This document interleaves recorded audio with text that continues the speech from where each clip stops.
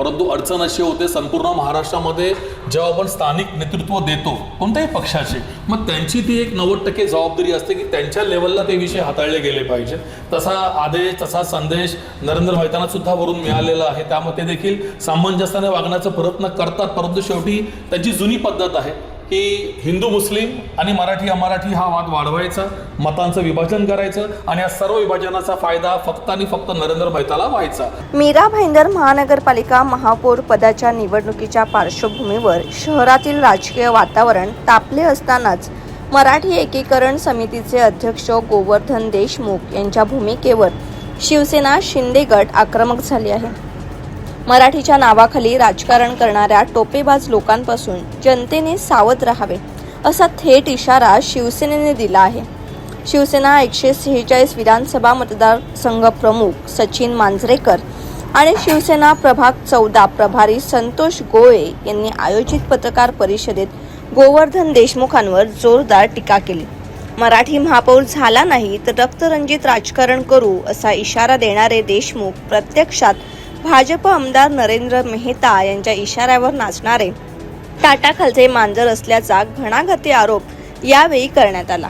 मराठीच्या नावाखाली double game Sachin Manjrekar यांनी आरोप केला की महानगरपालिका निवडणुकीत भाजपच्या अमराठी उमेदवारांना फायदा व्हावा यासाठी जाणीवपूर्वक शिवसेनेच्या उमेदवारांविरोधात उद्धव बाळासाहेब ठाकरे आणि मनसेचे मराठी उमेदवार उभे करण्यात आले.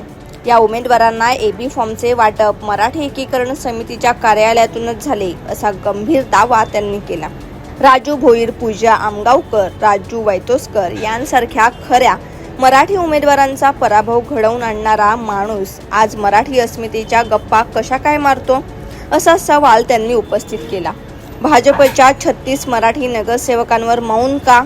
भाजपचे 36 नगरसेवक मराठी असताना त्यांना जाब विचारण्याऐवजी शहरात गोंधळ घालून वातावरण दूषित केले जात आहे अशी टीकाही शिवसेनेने केली.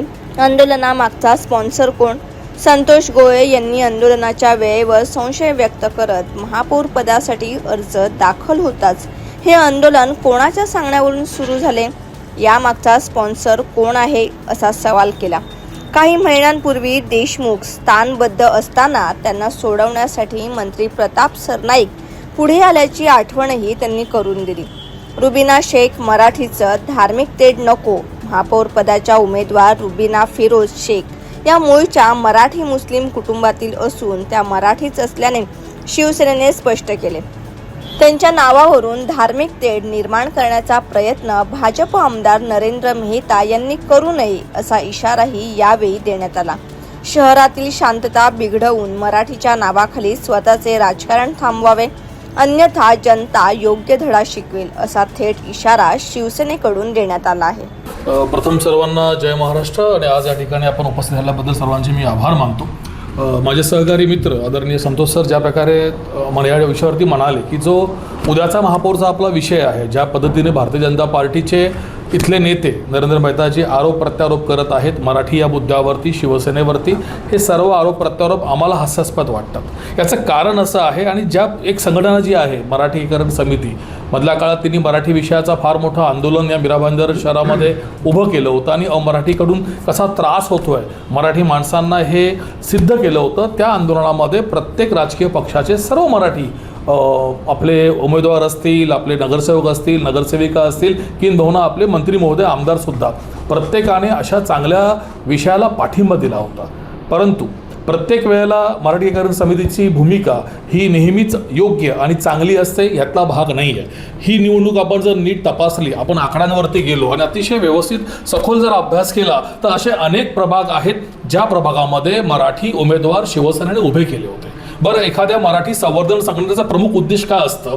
मराठी टिकली पाहिजे, मराठी रुजली पाहिजे आणि मराठी पुढे गेली पाहिजे. पण ही मराठी नेमकी कोणती मराठी याची कोणती एखादी व्याख्या त्यांनी त्यांच्या त्या समितीच्या संघटनेच्या ज्या अहवालात कुठे काय स्पष्ट केली आहे का?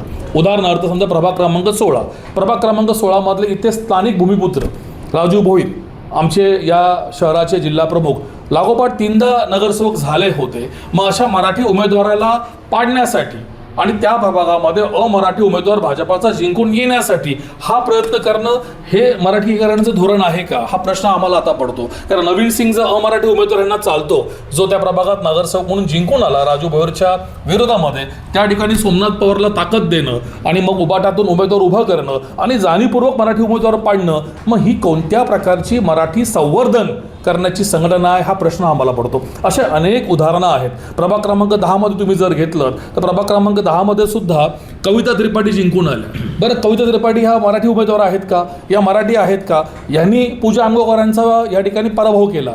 मग पूजा आमगावकर या ठिकाणी मराठी उमेदवार असताना, शिवसेनेतून ती उमेदवार लढत असताना तिच्या पाठीशी मराठी म्हणून उभं राहायचं. त्यांचे कैलासवती पती या शहरात त्यांनी त्यांचं जे कार्य केलेलं आहे, म्हणजे आपण काम करताना जर एखाद्याने चांगलं कार्य केलं असेल, तेही मराठी माणसाने, त्या मराठी माणसाच्या पाठीमागे उभं राहण्याऐवजी ह्या कविता त्रिपाठीच्या अमराठी उमेदवाराच्या पाठीशी उभे राहतात आणि त्यांना पाडण्यासाठी अस्मिता पुरळकरला उभाटीमधून तिकीट देतात आणि मग ती कुठेतरी 2,500-2,000 मतं खाते आणि केवळ 8 मतांनी एक मराठी उमेदवार पडतो. मग ही मराठी संवर्धन किंवा मराठी जतन करण्याची पद्धत या समितीची आहे का? स्नेहा पांडे प्रभाग 12 मध्ये त्या निशा नार्वेकर या मराठी उमेदवाराला पाडून जिंकल्या. त्याला पाडण्यासाठी कुठेतरी किरण चव्हाणचा उभाटाचा एखादा उमेदवार उभा करायचा. मग ह्या सगळ्या गोष्टी या अक्षरशः संशयास्पद आहेत.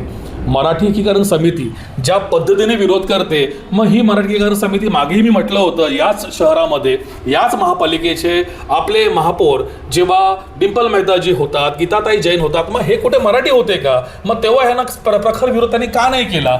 ज्या भारतीय जनता पार्टीच्या ताटाखालचं मांजर म्हणून असते जे काम करत आहेत, त्या भारतीय जनता पार्टीचा जिल्हा अध्यक्ष त्यांना अमराठी चालतो, युवा जिल्हा अध्यक्ष त्यांना अमराठी चालतो, त्याही पलीकडे आमदार त्यांना अमराठी चालतो. मग अशा अमराठी आमदाराने अमराठी जेव्हा महापौर करण्याचा प्रयत्न केल्यानंतर इतका विरोध आणि अशा प्रकारचा विरोध हा लोकशाहीमध्ये कुठे बसतो? लोकशाहीमध्ये जर 78 नगरसेवक एखाद्या पक्षाची निवडून येतात, मग लोकशाहीच्या नियमानुसार, महापालिकेच्या नियमानुसार, निवडणूक यंत्रणेच्या नियमानुसार त्या नगरसेवकांच्या पक्षाला तो अधिकार असतो. बरं, आता दुसरा प्रश्न हा निर्माण होतो की जर इतकं मोठं ते मराठी करतायत, मग भाजपाचे 36 उमेदवार नगरसेवक नगरसेविका मराठी म्हणून जिंकून आलेले आहेत. मग या 36 उमेदवारांना जवळजवळ 2,87,000 मतं मिळालेली आहेत. आता हे 36 मराठी नगरसेवक नगरसेविका भाजपा पक्षाचे, यांना 2.5 लाखाच्या वरती वोटिंग मिळते. आपण काही वोटिंग कमळाची पकडूया, चिन्हाची पकडूया, पण काही वोटिंग 1.5 लाखाची वोटिंग, 1.5 लाख मतदान या मराठी भाजपाच्या नगरसेवक नगरसेविकांना मराठी माणसाचे पडलेच आहेत की. मग हे 36 मराठी नगरसेवक त्यांच्या अमराठी नेतृत्वाचं ऐकून होला हो म्हणतायत. मग या 36 मराठी नगरसेवकांना जाब कोण विचारणार? जर विषय मराठीचा असेल आणि अमराठी जर आमदार नेतृत्व करतोय या शहराचं आणि एक अमराठी महापौर करायचा प्रयत्न करतोय, पण तो अमराठी महापौर करण्याचा जो रस्ता आहे, जो मार्ग आहे, त्या 36 मराठी नगरसेवक तोंडामध्ये मुख घालून गप्प बसलेत. पहिलं तुम्ही त्या 36 मराठी नगरसेवक नगरसेविकांना जाब विचारा, कारण तुम्हाला लोकांनी निवडून दिलेलं आहे. भले तुम्ही कोणत्याही पक्षाचे असाल आणि तुमच्याच पाठिंबाने, म्हणजे 36 नगरसेवकाच्या पाठिंबाने, 36 नगरसेवकांच्या मताने एक अमराठी व्यक्ती उद्या महापौर बनणार आहे. मग त्या 36 मराठी नगरसेवक नगरसेविकांना जिंकून आलेल्या जाब कोण विचारणार? मग तो जाब ही मराठी एकीकरण नावाची जी संघटना आहे ती कधी विचारणार? ते आंदोलन कधी करणार? उद्याचं आंदोलन तुम्ही कराच, तुमची ती पद्धत आहे. आंदोलन केलं की तुमची संघटना जिवंत राहते, तुम्ही कुठेतरी लोकांसमोर येता. परंतु तुम्ही सुद्धा विचार करावा की जर त्या नगरसेवकांना ज्यांनी जिंकून दिलेलं आहे, 1.5 लाखाचं मतदान त्या 36 नगरसेवकांच्या पाठीशी आपण अर्ध बघूया आणि त्यांचा एक अमराठी आमदार उद्या एक नेतृत्व देतोय आपल्याला आणि या 36 नगरसेवकांचा जर त्यांना पाठिंबा असेल, मग अशा वेळेला इतर राजकीय पक्षांवरती शिंथोरे ओढायचे ही कुठची भूमिका झाली? तुम्ही जेव्हा एखाद्या मराठी विषयावरती बोलता, मराठी संवर्धन संघटनेवरती बोलता, बघा याच संवर्धन, मी ह्याच्याही पुढे हा खुलासा करतो, याच संवर्धन संघटनेचा अमुक एका वर्षी मी 1 वर्ष अध्यक्ष होतो याच एकीकरण समितीचा. परंतु हे अंतर्गत राजकारण पाहून मी तिथून शेवटी राजीनामा देऊन बाहेर पडलेलो आहे. त्यामुळे संघटना कशी काम करते मला चांगलं माहिती आहे की. हेही या ठिकाणी मी खुलासा करतो. आज या एकीकरण समितीचा मीही अध्यक्ष होतो. माझ्याकडे पत्र अध्यक्षाचं, गोवर्धन देशमुख याला नाकारणार नाही या विषयाला, परंतु कुठेतरी राजकीय गोष्टीमध्ये हस्तक्षेप करणं ही कधीही एखाद्या अपक्ष किंवा आपण ज्याला म्हणूया कुठेही स्वतंत्र विचार ठेवणाऱ्या समितीची कधी भूमिका नसावी. बरं, नेहमी आपल्याला 2-3च चेहरे मराठी संवर्धन संघटनेचे समोर काय येतात. संवर्धन संघटना जी मराठीची आहे एकीकरण समिती, ही तर मला असं वाटतं की 100, 150, 200 किंबहुना त्या दिवशी आपण जो मोर्चा पाहिला त्या व्यापाऱ्याच्या विरोधामध्ये प्रचंड मोठा मोर्चा होता, कौतुकास्पद मोर्चा होता, सगळ्या चॅनलनी दखल घेतली. मग एवढी मराठी माणसं गेली कुठे? त्यांचा आवाज का ऐकू येत नाही या विषयावरती? त्यांना कल्पना नाही का या उद्याच्या दिवशी या मीरा भाईंदर महानगरपालिकेचा महापौर एक अमराठी व्यक्ती बनते? ते झोपलेत का सगळे मराठी माणसं? कारण त्या सर्व मराठी माणसांना माहिती आहे कायद्यामध्ये जे बसतं या शहराच्या शांततेसाठी, या शहराच्या भवितव्यासाठी जे योग्य असेल त्या गोष्टी जेव्हा घडत असतात तेव्हा त्यांना समर्थन द्यायचं असतं, पाठीशी उभं राहायचं असतं, आणि चुकीचं काही घडत असेल त्याचा विरोध करायचा असतो. जर उद्या तुम्हाला देखील चित्र पाहायला मिळालं की उद्याच्या विषयासाठी ज्या प्रकारे मराठी एकीकरण समितीने आवाहन केलेलं की सगळ्यांनी या आणि विरोध करा, तुम्हालाही संख्याबळ बघायला मिळेल. ह्याच्या आधी जो मोर्चा झाला होता एका चांगल्या विषयासाठी, तेव्हा मैदानामध्ये उतरलेली मराठी माणसं तुम्हाला उद्या उतरताना पाहायला मिळतात का? बघा, तर तुम्हाला अंदाज येऊन जाईल काय आहे काय नाही आहे. जर अशा प्रकारे ही संघटना काम करत असेल आणि वारंवार कायदा आणि सुव्यवस्था या शहराची हातात घेत असेल तर ते योग्य नाही. सर्वसामान्य माणसांना प्रत्येक वेळेला भ्रमात टाकायचं आणि ही गोष्ट वाढवायची. आता काल भारतीय जनता पार्टीच्या आदरणीय मेहताजीने एक वाक्य वापरलं की बाबा तुम्हाला जर रुबीना चालते तर तुम्हाला डिंपल का चालत नाही? तर मला त्यांचाही प्रश्न पडतो की तुम्ही नक्की ती यादी वाचली का? जर काँग्रेस पक्षाचे जे नगरसेवक नगरसेविका जिंकून आलेले आहेत त्यातले एकही महिला नगरसेवक मराठी नाहीच आहे, मग काँग्रेस पक्षात देईल कुठून? जर 13च्या 13 उमेदवार जर अमराठी असतील, त्यांचं संख्याबळ मोठं आहे, मग महापौर पद देण्यासाठी ते त्यांचाच एखादा व्यक्ती उभा करतील. तर हे देखील कुठेतरी पाहिलं पाहिजे. काहीतरी मुस्लिम आणि हिंदू म्हणजे भाजपाचं हिंदुत्व वेगळंच आहे, खरं हिंदुत्व वेगळं आहे, पण भाजपाचं इथलं हिंदुत्व वेगळं आहे. तर नेहमी कुठेतरी मुस्लिम आणि हिंदू हा वाद, जसा माझे सहकारी मगाशी बोलले, त्यांनी तो एक विषय कळत न कळत लोकांमध्ये छेडलेला आहे की तुम्हाला रुबीना चालते मग तुम्हाला ही चालत नाही का, डिंपल चालत नाही का? अरे काय प्रकार आहे हा? कुठे आपण शहर घेऊन चाललोय? ज्या 78 नगरसेवकांच्या विजयानंतर एक जल्लोष साजरा केला पाहिजे, इतकी मोठी ताकद तुम्हाला लोकांनी दिलेली आहे, तुम्ही कसं मीरा भाईंदरला पुढे घेऊन जाल याचा विचार करा, याची भाषणं करा, हे विचार लोकांसमोर मांडा. कुठे हिंदू मुस्लिम अमुस्लिम करताय, कुठे मराठी अमराठी करताय? शहराला आता पुढे घेऊन जाणं मला असं वाटतं की या आमदारांचं आणि या नगरसेवकांचं खरं कर्तव्य असलं पाहिजे. आणि शिवसेना, आदरणीय मंत्री महोदयांनी हे वाक्य वापरलेलं आहे, संतोषजीही बोलले, आम्ही या ठिकाणी शिवसेनेच्या वतीने सांगू, एक खंबीर विरोधी पक्ष म्हणून आम्ही आमची भूमिका पार पाडू. जे जे चांगले निर्णय महासभेत घेतले जातील त्या निर्णयाच्या पाठीशी शिवसेना उभी असेल आणि जे चुकीचे निर्णय घेतले जातील त्याला सडेतोड उत्तर दिलं जाईल. आजच्या या पत्रकार परिषदेसाठी उपस्थित आपल्या सर्वांचं मनापासून स्वागत. सर्वप्रथम परवा म्हणजे 28 तारखेला या महाराष्ट्राचे लाडके उपमुख्यमंत्री अजितदादा पवार यांचं अपघाती निधन झालं. त्यांना शिवसेना मीरा भाईंदर शहर शाखेच्या वतीनं सर्वप्रथम आम्ही भावपूर्ण श्रद्धांजली अर्पण करतो. आणि आजच्या या पत्रकार परिषदेसाठी माझ्यासोबत उपस्थित आमचे मार्गदर्शक 146 विधानसभा क्षेत्राचे शिवसेनेचे प्रमुख आदरणीय सचिन मांजरेकर सर. आणि आजच्या या पत्रकार परिषदेला मी सुरुवात करतानाच सर्वप्रथम आपणा सर्वांना सांगू इच्छितो की गेल्या 2 दिवसामध्ये भाईंदर शहरात विविध पक्षाच्या नेत्यांनी किंवा समित्यांनी अनेक पत्रकार परिषदा घेतल्या आणि त्यांच्या पत्रकार परिषदांमधून काही शिवसेनेवरती किंवा मंत्री सरनाईक साहेबांवरती कटाक्ष करण्यात आले किंवा शिवसेनेच्या नावाने काही आरोप करण्यात आले. सर्वप्रथम तर मी त्या पक्षाला आणि पक्षाच्या वतीनं स्पॉन्सर करण्यात आलेल्या उद्याच्या आंदोलनावरती मी बोलू इच्छितो की खरं तर मीरा भाईंदर महानगरपालिकेच्या महापौरांची उद्या निवड होणार आहे. त्याकरिता 30 तारखेपर्यंत नामांकन भरण्याची शासनानं जी मुदत दिलेली होती ती मुदत पूर्ण झालेली आणि 4 लोकांनी म्हणजे भारतीय जनता पार्टीने सौभाग्यवती डिंपल विनोद मेहता यांचं महापौरपदासाठी तर ध्रुवकिशोर पाटील यांचं उपमहापौरपदासाठी आणि मीरा भाईंदर शहर विकास आघाडीच्या नावानं जो एक गट रजिस्टर झालेला आहे त्या गटानं रुबीना फिरोज शेख यांचं महापौरपदासाठी तर वंदना पाटील यांचं उपमहापौरपदासाठी त्या ठिकाणी नामांकन दाखल केलेलं आहे. हा विषय सर्वस्वी आम्ही याच्या अगोदरही सांगितलेला आहे की मराठी महापौर झाला असता तर शिवसेनेला खूप आनंदच झाला असता, परंतु या शहराचा महापौर कोण करावा हा आता शिवसेनेच्या हातात तो अधिकार राहिलेला नाही. कारण या शहरातल्या लोकांनी म्हणा किंवा जनतेने भाजपाला या शहरात एक बहुमत दिलेलं आहे आणि या शहराचा महापौर कोण करावा हा सर्वस्वी त्या 78+1 अशा 79 नगरसेवकांचा अधिकार आहे, त्या पक्षाचा अधिकार आहे, त्या नेत्याचा अधिकार आहे. परंतु हे सर्व झाल्यानंतर सुद्धा आम्ही भाजपावरती तर आरोप करत नाही, परंतु इथल्या खास करून 145च्या आमदारांचीच स्पॉन्सरशिप असलेली ही मंडळी जाणीवपूर्वकरित्या या शहरातलं वातावरण दूषित करण्याकरिता जे गेल्या निवडणुकीच्या कालखंडात त्यांनी सातत्याने करून दाखवलं आणि त्याच्यात कारण वाईट कामात माणसाला लवकर यश मिळतं, त्याप्रमाणे त्यांना ते यशही मिळालं. परंतु आता जर महापौर पदाची निवडणूक जाहीर झाली, अर्ज भरून झाले, नामांकन दाखल झाली, त्याच्यात आता काही बदल होणार नाही. ज्याच्या बाजूने सर्वाधिक मतं मिळणार आहेत 48+1 49 तो महापौर होणार आहे या शहराचा.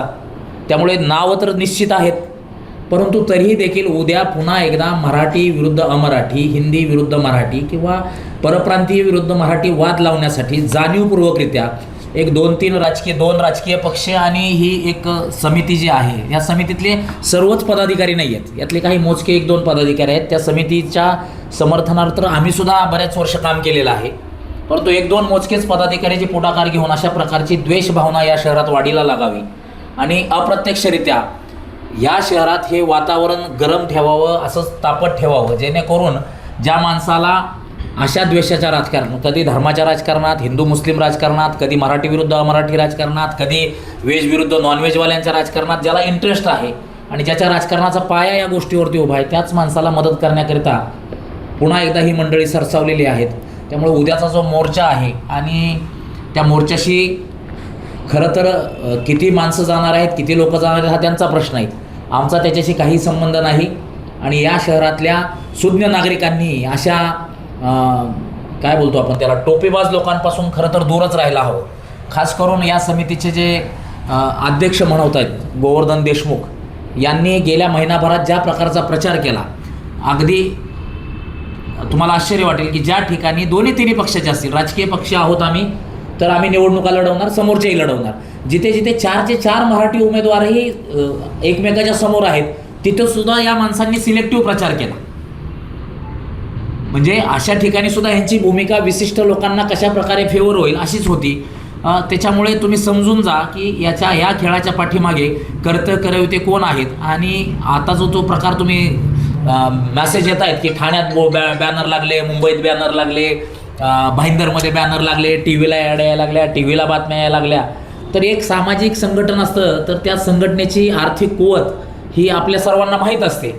तर ह्याच्या मागची जर आर्थिक रसद आपण बारकाव्याने शोधली तर तुमच्या लक्षात येईल की याचा करता करविता हा गोल्डन नेस्ट परिसरातच राहणारे आहेत आणि त्याच्यामुळे ह्याच्यात फार काही जात नाही. परंतु शिवसेनेला आणि खास करून मंत्री साहेबांना मराठी बाणा आणि हिंदुत्व शिकवण्याचा प्रयत्न नाही मराठी एकीकरणवाल्यांनी करावा, नाही नरेंद्र मेहतांनी हिंदुत्व शिवसेनेला शिकवण्याची गरज आहे.